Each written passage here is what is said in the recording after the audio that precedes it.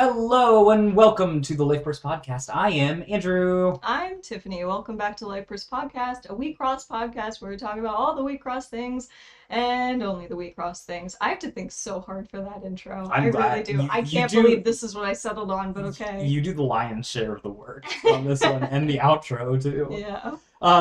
So Tiffany, hello. Hi. Welcome back. We're going to have a cool discussion today about the Wecross triangle. Okay. We're talking about some what beats what kind of thing. Okay. Or if there's one in Wecross, question mark. But before we do that, let's go ahead and do some shoutouts first. Okay.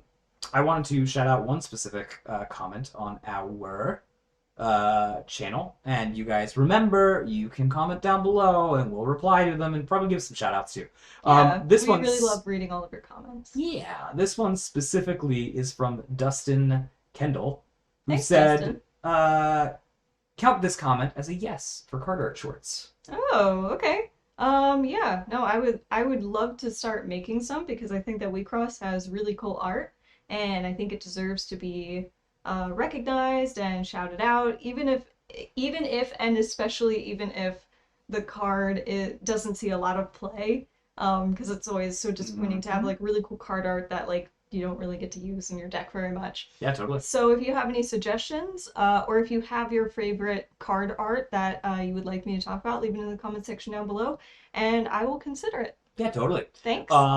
Also, I thought for a bonus comment, we've got Wecross Battlерoo. Thank you. Cool channel. Wecross Battleroo. Cool channel. If you guys haven't checked that out yet, you can watch some gameplay videos there. They've got on talking about our Kirukirum channel where our video that we put out, which talks about the lore of them and how maybe they're not the villains after all. Maybe. Their goals seemingly to get rich, right? Like get rich, and then live the easy life. Yeah. And the comment was a fair goal. Yeah, the comment was interesting. Maybe that's why all their effects tend to tax you for resources to try to get rich. Yeah, but like, they don't take any of that. Money. Or enter like they just make you spend your money. Yeah, but card jockeys DJ effects is turning the L rigs up and down because Rico scratched it. I don't know if it can be that deep, you know. Give me your money. Just give me your money. Give me your money. That would be a cool effect, by the way. I was just saying, Green could get give me your money. Like that, where they'd be like, let's try it. Give me your money. I like the idea that Green could be like, actually, I'm gonna grow my resources by stealing yours. Give me enter. Well, cool. They keep having all these cards that say the owner's trash, and that kind of makes me think that you might be able to like steal people's enter signies, at some point, or and then once they like are spent, then it goes back to the owner's side of the board. I'm just saying, sometimes the language on card art makes me think. Get on it, Wecross! Right, we're designing the cards for you. Get on it. Yeah, come on, Talker. Come on, Talker. We know you watch, although they do actually watch. Sometimes. Yeah, actually, we have a lot of respect for you, and we love your games. We love you. Thank you for everything you do. We're just gonna shut up now. You know better than us. Okay, so let's talk about something else that's fun. We went to our local ceremony today, and before we get into it, reminders, guys, if you got the deck lists of what won at your locals and you want to get some shout outs, toss them my way, either through the channel on Discord, and you can go ahead and give me those deck lists. I'll toss them out and give you guys shout outs and your store shout outs as well. I really enjoy giving the store the shout out as well. Yeah. And it'd be more cool. Local scenes for Wecross. Yeah. It'd be cool to see more tech, and our deck lists will be coming out shortly on the channel as well, so you guys can see what won and topped this one. Yeah, what we're kind of working with. Yeah, I didn't get it this time. It wasn't me. I was working with an Remember Adams kind of build, but there was just some things that were kind of like didn't exactly fall in line for the deck to make it work. Some stuff I would need to take back. It seemed to have more. Did you just crack your knuckles when you did that?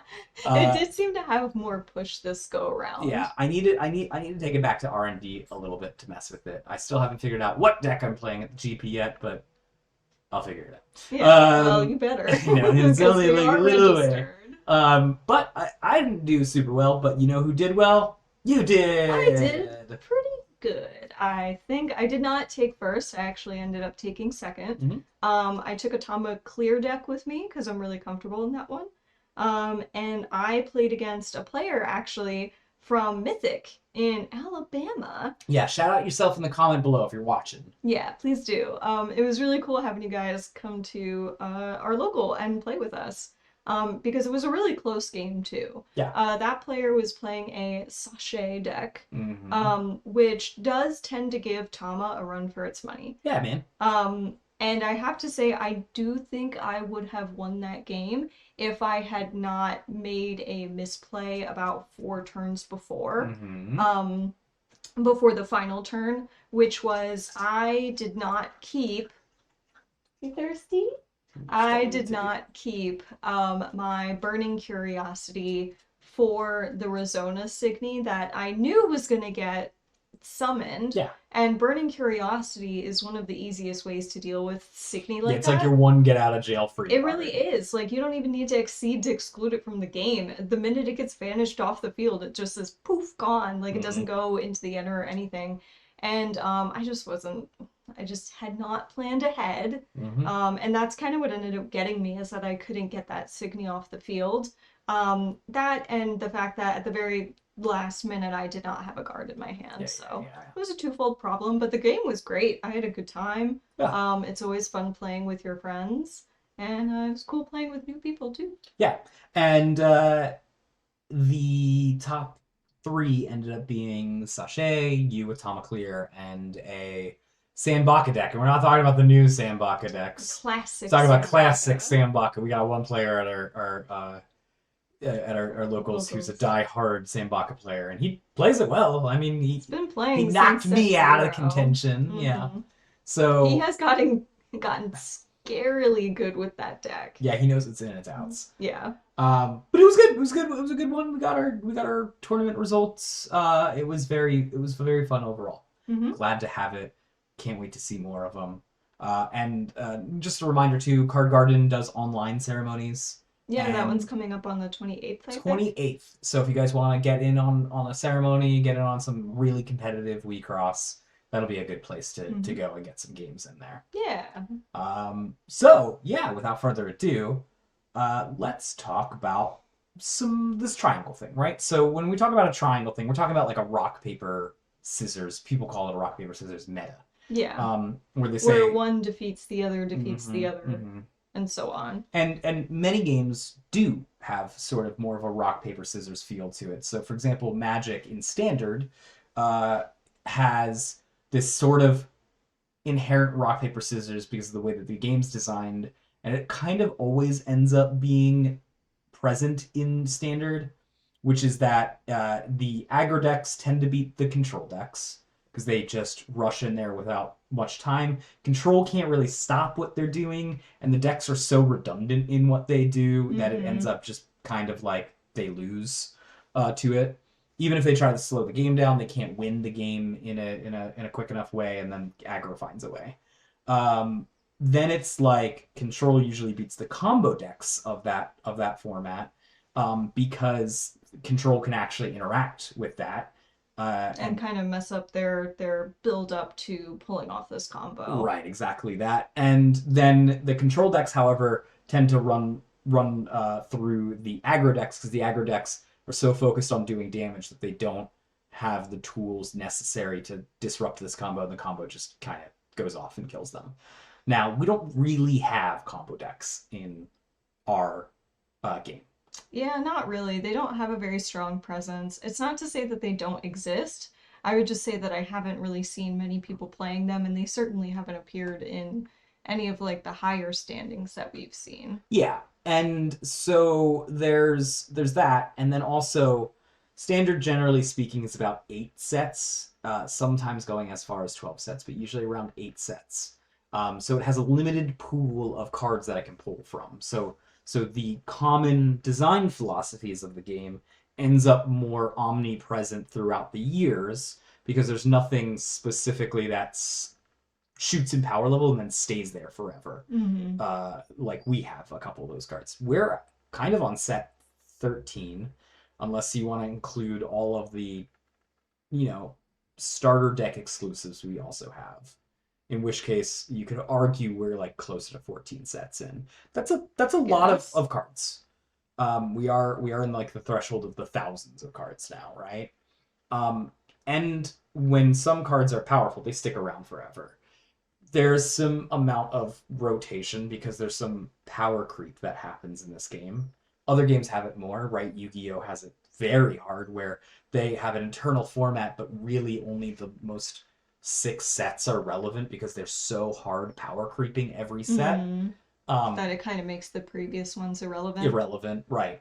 So it ends up being something similar. Now we're not really in that world yet.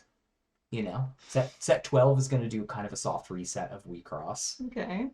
So it's a good time to get into Wecross if you're gonna do set 12, by the way, because Get your it's basically a friends. soft reboot. So if we think about it that way, the real question to ask before we go into diving into it is, do we have a rock paper scissors? Is Hmm. it something more like a really way more complicated version of rock paper scissors, aka rock paper scissors lizard Spock? I think is the the thing, and it's like It's like this like hexagon yeah, yeah, like yeah, yeah. Or does this game just in general not innately doesn't have the design philosophy that would allow for a rock paper scissors? Instead, each deck kind of individually stands on its own. yeah. I mean, I think that earlier in the game there definitely was a presence for this sort of um like every deck has its strength and weakness Sure. matchup. So earlier on it would have been something like the no limit Mm-hmm. aggro versus You'd throw Card Jockey in that aggro portion too because they no, I were wouldn't. I would actually put them in the combo sure, portion sure, sure, sure. because you have to build up so much in the card jockey deck to make it actually like really worth it. Yeah, sure. So I'm gonna put that in the combo category. And I would say that it would have been like no limit would beat stuff like diagram. We've actually talked about this before Yeah, in yeah, yeah, yeah. previous ones, but it would be like no limits aggro, diagrams mid range, and then card jockey would be combo, Mm-hmm. and they would all kind of like play off of each other. So like diagram would be able to be card jockey could be no limit could be diagram, and like so on and so forth. And then later on, we had a small disruption with the Nova deck becoming really popular, Agreed. which Yeah. added a different flavor to Uchu no Hajimari, which, you know, like the Dr. Tamago Center was more of a control deck, but Oh it yeah. wasn't strong enough to really like line No itself damage up. output. Yeah. Yeah, so when it became a Nova deck, then that kind of, I think, destabilized this like triangle that we had going, and then The for kind of turned like set zero decks were not yeah, really part of the equation either. and I think that's kind of something strange too, is because when you look at Nova and the Nova stall deck, I think that's really the turning point. That maybe we stop having a triangle. So Mm. you look at Nova and you say, well, what kind of deck was Nova? Generally, I'm liable to believe it was a control deck. It did a lot of like my Signy are too big to be vanished, so no to Mm. damage, and then it followed it up with I'm also getting guards every turn, so no to damage. Right, my grows stop damage, and like it was all this thing I freeze or whatever, and so it was all these things that basically limited how much damage it could take. And that tends to fall in my head under the control strategy, right? You're limiting damage and you're trying to put out some kind of clock to win the game. And that sounds like control when we cross. And that beat aggro, which is opposite of what card games normally happen. Normally, card games aggro beats the control deck. Mm-hmm. And actually, the decks that beat Nova were these mid-range decks. The decks that were like, all right, you want to go a little bit longer? That's fine with me. I've got tools to Yeah, keep I've got going. gas to spare. And those decks generally like Atoms beat Mm-hmm. Nova. Um, and that's sort of opposite of what was happening like a little bit prior to that. So it ends up being this weird kind of thing, and I think I have a theory as to what it could be, but before we really get into that, let's talk about the problem of a triangle here, or even a like whatever it is, a pentagram, star shaped, meta, and what it explains is like if in theory these deck archetypes should be naturally built into the game, which they kind of are and kind of aren't in Mm-hmm. Wecross, right? Your center helps a lot, like your Elrig deck helps a lot as to what can be a strategy that you can play. Um, and the question then becomes things like, okay, well, how do you define certain decks? And it's actually getting harder, in my opinion, to define what certain decks are. Like, Mm. so for example, let's start with the tried and true one, right? Madoka Esper is a control deck, Mm-hmm. right? Like, Yeah. what it does is it freezes your opponent's Elrig. That's limiting how much damage output you get. It recurs guards. That's limiting how much damage output you can get. It runs 3 stops. That's limiting how much damage you can take. It's freezing your opponent's stuff sometimes. That's potentially limiting damage how much you can take. It runs mostly defensive life bursts right in it.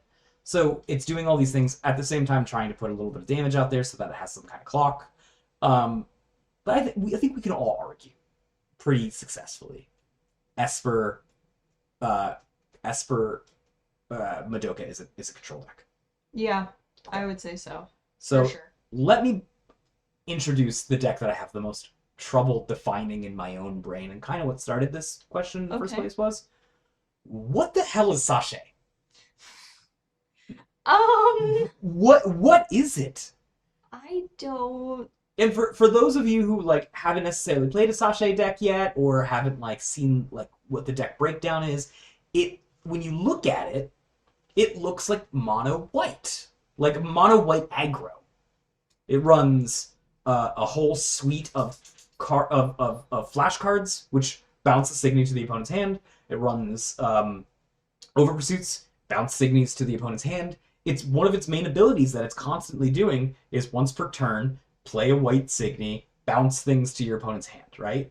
It does play actually pretty aggressively in how it attacks. Yeah, I would say so too. That one is hard to pin down. Like even when I was playing against it today, I saw that I was down to like 3 or 4 life cloth, and I had maybe Turn two, taken like one of my opponents, and I was like, aren't I supposed to be the right, aggressive deck? right. What's happening here? And then it runs like a ton of Exias and things to slow the game down. Remembers to slow the game down. It sometimes runs just different wall Signy that are also like, just slow this game down here real quick. It's like Rezona that it puts out also limits how many attacks can happen. It's once per game limits how many attacks can happen, right? And it through its enter starving, and often it needs to try to figure out a way to enter starve the opponent in order for it to be successful. And you think about that and you're like, that's what a control deck does, Yeah. right? And then you look at some of the other things that it runs in it, and it runs these like double attacking, like make your Elrig attack twice kind of thing. It's running some other things that are like more mid rangey in terms of like what kind of damage output it has, and you're Hmm. like, wait, hold on, is it a control deck? Is it a mid range deck? Is it an aggro deck? What is it? Yeah, I don't know. I feel like it's more mid-rangey personally Yeah, because it bounces, yeah, which is really just damage prevention. And then it gives target white Signy +2, which is also damage prevention because you're trying to like wall out, yes, which is something that like white will tend to do. And then the once a game is like kind of odd. Like during your opponent's next turn, your opponent gains you cannot attack with Signia unless you pay 2, which is 2 per Signia, which is like a major taxing point. But correct. again, I feel like But maybe it's so super tempo. defensive. Maybe it's tempo though, because this is all about like slowing down your opponent. while you're gaining something. Yeah, but it's also really willing to blow its own resources to get some kind of That advantage is too. So, for true. I example, mean, like 3 to bounce is like, ugh. so much, it's so much. And here's something crazy. It's guys, it's literally the only deck in the format that runs a Reshkagul, which is a meme. We usually meme about it, but here's the thing. I literally ran Sachet at a card garden tournament like what, like 2 weeks ago, and I got first place, and I won using a Reshkagul. I put it down, and my opponent went, "Really?" And I went, "Yeah, it's a serious card," and I wiped his board, and then I killed him with it. It doesn't compute to my little like. I have a brain where like I'm like card numbers matter, and I either want four or I want two if I have six, like four other cards with the same effect, because six is a better number than five, right? So I have this like builder brain that's like, I must see symmetry and perfection in my decks. And I know that's partially wrong on my end, but like, I want to define Sachet because if I can define it, I can understand it. And I'm having trouble defining it.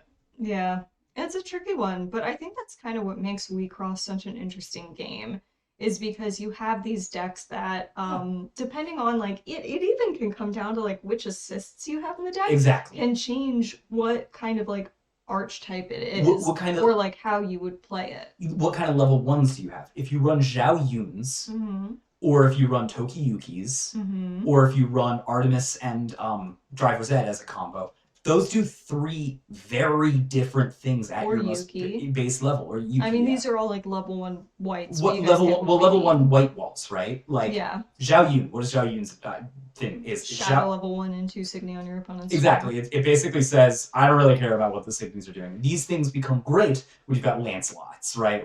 Oiganas on the field, right? Mm-hmm. Whereas those fail, or like driver's ed and such fail. Oigon is ignoring that one, but Lancelot's, let's say, fail to they don't stop that type of Signy.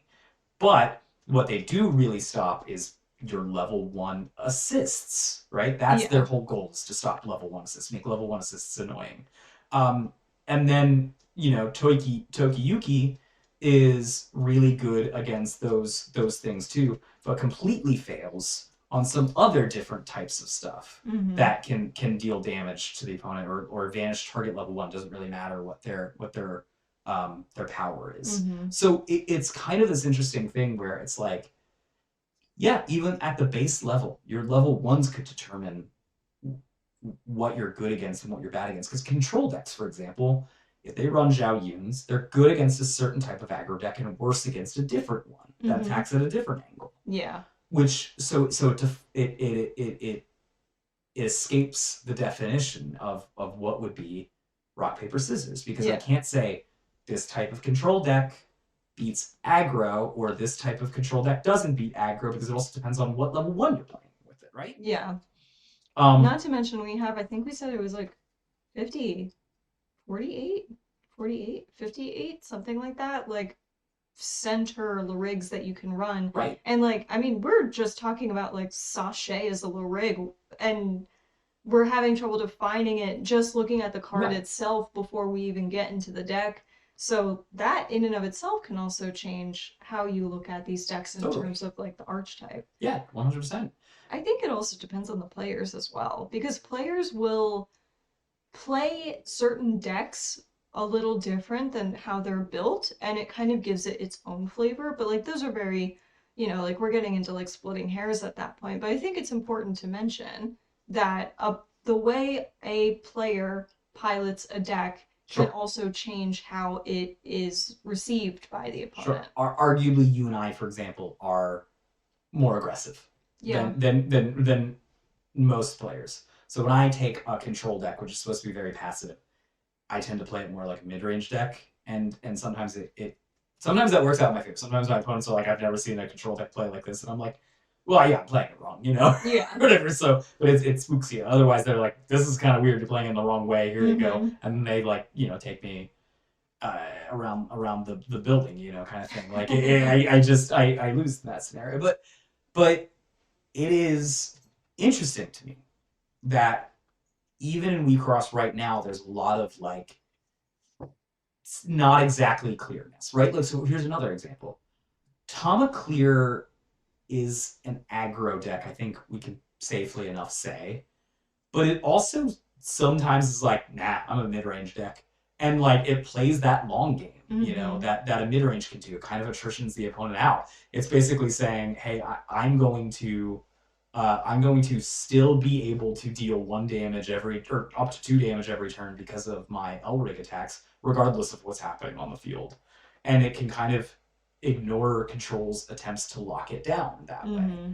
And I think that goes to show I don't know if Wecross is the right place to talk about triangles or even a more complex, triangle, Hexagon, hexagonal shape, whatever octagon. it's called. Yeah. Um, because I'm not sure if that's the right way to define it.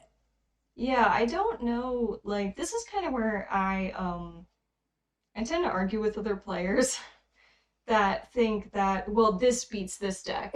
And I'm, Bless bless you, you. Tippy Toe. Bless Bless you, dog, you. one more time.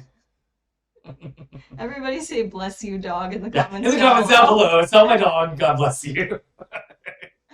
Where This is was our I? most commented video. With everyone be like, oh yeah, for the dog. Yeah, Yeah, for the 100%. dog. Hashtag for the dog. Um, so this is kind of where I get into some heated arguments with other players because they'll have this opinion of like, well, this deck beats this deck and this deck beats this deck, which means it's unbeatable. Yeah, And I'm like, you're right. there's always an answer to something. In my Like no deck is unbeatable. Like I say this once and I'll say it again. When DXM was announced, I was very worried that this was going to just turn into like a mono deck meta because everybody was playing the same thing. And it became very clear to me that decks that we were very used to playing with, like if you play them the right way and you just maybe switch out a couple of cards, Mhm. that they could very easily beat that deck. It might be a little bit of an uphill battle, but it Yeah, wasn't impossible. yeah. I'll take it even a step further. So in my GP testing, I tested out Remember Control, and Hmm. still am testing all these things out tons. But one of the things that I noticed was I was trying to prep against one specific deck, and what I did was I ended up thinking, oh, the Zhao Yuns actually would be a better solution against this deck than what I have in here currently, the Tokiyukis. So I took Tokiyukis out, replaced them with Zhao Yuns, and I found an immediate increase in win rate against that deck. I went, cool, solved it. And then I played it a bunch of times. It's like, yeah, this is beating this. And then I played X again, and I immediately started losing. And I went, hold on. This deck is supposed to be X. I had an unbeatable win rate against X last time I Hmm. tested it. And it was because I took a playset of Tokiyukis out and replaced them with Zhao Yun's. And that's it. That's the only change. It's just, but it dramatically dropped some stuff because aggro in this format attacks on different axes depending on what the center is and what color you're running. Hmm. So it ends up being not an easy call to make. Yeah. What do you guys think in the comments section down below, especially for your local meta? Like, let us know what you've seen because each locals is kind of its own little Yeah. ecosystem of meta experience. So in ours, we found that there doesn't really seem to be a like solid triangular structure, but maybe there is for yours. So here's what I think. And this is just me theory crafting on the fly here. It's just something I've It's been just a theory. We cross theory. we're not retiring this year, don't worry Oh my god. guys. Oh my god. Anyways. um so someone's like, I've been on the internet for 20 years, I get that reference. Oh. Um here here's something I've been just thinking about a lot lately. I don't know, because I've been, as you know, playing hundreds of different archetypes to try to find what's the best deck. I'm gonna bring it to the GP and crack it. And I don't know if I've been successful in my approach doing that because I've been thinking, well, I'm worried about these decks, so these types of decks should counter it. So I play them, and then I find that yes, they do that, but where I'm thinking they should counter, they don't necessarily counter as well. And what I'm coming to a conclusion on is yeah, maybe it's not a rock paper scissors meta. Maybe it's more of maybe Wecross doesn't operate that way. Maybe it operates more of along the lines of a maybe it operates in more of the lines of like turn turns, right? Oh. So Oh, like so that's actually like winning in a certain amount of turns, you mean? correct. So what I'm thinking, what I'm thinking is maybe Wecross is more like again a turn-based Mm-hmm. economy. And when I got that thought, I actually started doing better in my testing. Was thinking, okay, so the real powerhouse decks right now are winning on turn 5 or 6, Mm-hmm. which means that my game plan needs to be worked around that thought. I need to play as if I'm going to either win on turn 5 or 6, or I can stall the game out from a turn 5 or 6 victory to be a turn 7 victory or something and then win the game on turn 7. Mm. Right? Like, once I started thinking about it in that way, it stopped being about the definition of rock, paper, scissors and more about how to use these tools most effectively. Mm. To win within your ideal turn window. Right, and you can tool that for individual decks too. But when we're talking about the meta as a larger breathing whole, right, a living organism that changes, Oh, right? okay. When we were playing, when everyone was playing Tama, Esper, um, Madoka, Esper, and eventually Remember Esper control decks with the discard and blah blah blah, the focus stopped being on dealing damage. It really wasn't even about dealing damage anymore. It was about resource management. The Mm-hmm. game's shifted from dealing damage on a certain clock to how can I continue my resource flow to allow me to get to. And here's the trick, I think allow me to get to turn 8 so that my resource management worked. Mm-hmm. And the decks that were thinking about how to get to turn 8 at that scenario ended up being more successful, right? And it's about shifting the tools. Because something that I've noticed is there's more aggro in Jet. This is not a hidden thing. There's more aggro than you'd think at the GPs. There just is. Last GP was like 75% aggro. Black aggro, green aggro, white aggro, red aggro, you name it. There was just a lot of aggro. Mm-hmm. And it was when I started doing some of my testing to think, okay, I don't have till turn 8 anymore. I've got to try to speed this up. I need more damage push and I need less resource management. One of the things that I cut early on, for example, was things like Gave Augs, because Gave Augs don't provide you with any damage. In fact, they're the opposite. They're super slow, but they provide you a lot of resource. They draw you cards Mm-hmm. and they mess with your opponent's resource. That's true. That's their whole shtick. And that card becomes less good in a format where you need to win on turn sooner. You know, it's turn On six. turn sooner. On turn sooner. On turn 6, let's say. And because of that, you cut it for things that will help push that damage. Suddenly, cards like ZR become more respected because they can open a lane and mess with your opponent's resources. Yeah, they don't really gain you any resources, but you need that damage push. Instead of being dealing, you got to start thinking in terms of instead of dealing 1 or 2 damage a turn, I need to start dealing 2 or 3 damage a turn. Mm-hmm. How do I adjust myself to fit that kind of thing? And I think that's more of the definition we need to go by rather than thinking about. I mean, it's still helpful to think about archetypes, right? This Mm-hmm. is a control deck, right? For example, if you're like, I'm gonna speed up my Remember deck and it's good, or I'm gonna speed up here, bigger one. I'm gonna speed up a Nova deck and it's gonna be awesome. Like Nova doesn't operate well when you try to make Mm-hmm. it fast. Nova operates at a crawl, and it loves when the game's operating at a crawl. But if the game's not operating currently at a crawl, maybe it's not the best deck right now, you know, and you've got to think of a different center that can allow you to do it. That's one of those things where you think then Madoka, because you go, well, Madoka can maintains a certain amount of control, but it literally has a thing in it that opens a lane, right? It has this put this on the bottom of your deck. Or Tama, right? Tama has the ability to deal Elrig damage constantly, so it ends up becoming a more reliable way to close games. Mm-hmm. Um, Do you think that maybe with the ideal turn theory, sure. let's call it, um, maybe that's the reason why that Dash Harana actually underperformed a little bit in the previous GP. Yeah, sure. Because even though it was a fast deck and it's, let's say, I think it was like an ideal turn win of like turn 5, Yeah. something like that. Turn 4, it was like Turn 4 really super realistically, like fast. very, very, very fast, but it had so many decks that it went up against that had better not that they were tempo decks, but that they had better tempo control Sure. against something like Dash Harana, even though it was fast, Yeah. that it was able to stall out Dash Harana beyond its ideal turn win. And then because these other decks had an ideal turn win that was greater than Dash Harana, it was able to outlast it better. I do think so. I think that's part of it, right? Because a Dash Hirana ideal win turn was turn 4. And yeah, it could win on turn 5. But its ideal win was on turn 4, right?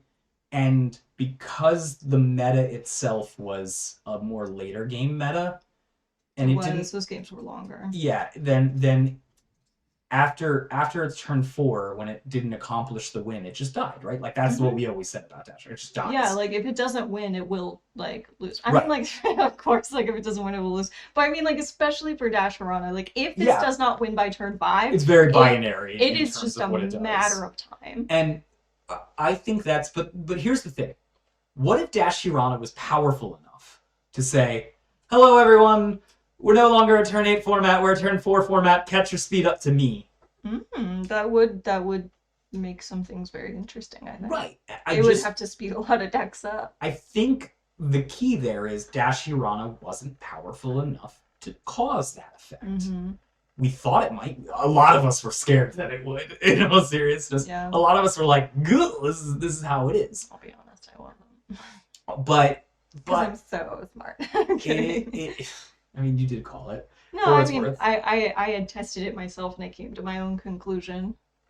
Yeah, I mean, you famously really like playing aggro decks, and you looked at that one and went, no, like, this one has no self control. I don't know about this one.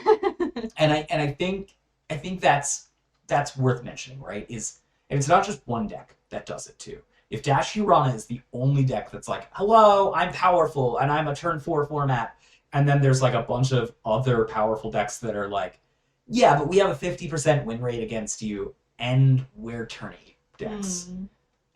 So what the difference is I'm going to play turn 8 deck number 1, 2, or 3, because these ones have a pretty good win rate against also these other turn 8 decks and can do it, whereas Dash just goes, ah, I'm dead. Right? And it basically... I know it's strange to say this, because you might say Dash had a 50% win rate or a 45% win rate or whatever it is, but it had a 0% win rate on turn 6, right? Like, or something like that. Like, honestly, it was just so on flavor with Harana. Like, she just goes head first into something and just trips and falls over herself. So I don't think it's that Dash was necessarily a turn 4 deck and thus couldn't survive in a meta that was a turn 8 meta. I think it's that Dash wasn't powerful enough to demand that the other decks speed themselves up. Now, what I'm going to say here pretty concise is that Tama Clear, not a turn 4 deck, but no, but is a quicker deck. Turn 5, turn 6 for sure. And it is powerful enough to demand that these decks that are like, I'm gonna play what is it, Glow Squid, and I'm gonna sit here and I'm gonna like do whatever I want and draw 7 cards, lols. You know, like just like have the longest main phase ever. Yeah, and then you're like, okay, you're going to attack phase? Sure. And you go, all right, how much damage is 0? You're pushing 0 damage. And they're like, yeah, but I drew 8 cards, and it felt great. Yeah, it's gonna feel great to discard down to 6. Yeah, exactly. You see what I'm saying? Like, you see what I'm saying? This is the I think no shade. We're just, I just forgot to play some of those decks, but the thing is, I think that Tama Clear. I don't think it's a crazy statement. I think Tama Clear is arguably powerful enough to say, hey, you turn 8, turn 9 decks. you might want to speed up your game plan a little bit. Mm, And I think it's powerful enough to make to that statement. a pace changer. Yeah. Hmm, Right? And so this is an interesting concept. on that scale, certain archetypes and certain deck types specifically become better. Like for example, I just said how you could have an Esper Nova and you could have a um, Esper Madoka. Mm-hmm. And I probably would want to lean towards the Esper Madoka if we're in a faster meta, because Esper Madoka has a a built-in way to slow down a little bit of the damage output, but more importantly, has some damage output inside itself. Mm-hmm. And then that's also where we talk about Sachet. Sachet, Sachet. while the 3 enter bounce something isn't all that efficient, it is turn 3 onwards that It is does on it demand. every turn, which means that by proxy, it can just simply go faster than the other control decks I does. think it also gives it a little bit of longevity. Because if you're holding on to your enter, like, okay, just speaking from like a Tama player, a Sure. Tama center player, anytime you have something that you can do once a turn that costs you 2 or more enter, you have to be a really, really, really enter efficient deck, or you have to have some sort of like enter charge support that goes with it. Yeah. So for things like Sachet, I mean, 3 to bounce is so Insane. like that is very expensive. But if you're getting into like turn 7 and you just need to open a lane and you've been very conservative with your enter, like let's say you run a very enter lean deck outside Yeah, of sure. just the specific costs that you have to make for Yeah, you have it. things, You have it lying then around. then you have it. You know, And maybe it's not an every turn thing. Yeah. Maybe this is your like never mind I win button. And not every deck has that. Like some decks just don't, right? Like Remember, as much as I think Remember is a fantastic Elrig, its ability is once per turn it can look at the top 3 of cards of its deck and put 1 into your hand. Now, hopefully you built your deck in a way that you can probably find one of the things you need at the time you need it. But there are going to be times you're like, cool, let me look at the top 3, and you go, that's a random drain, and monument. Okay, don't need discard, need opening right now. Guess I'll take the random drain because it lets me draw 1 more, but I lose an enter by doing it. But you see what I'm saying? Like it doesn't have the punch built into the Elrig itself. Remember, it gets better the longer the game goes, because if your hurt of getting missing in that is less impactful if you have 8 turns than 5 turns, right?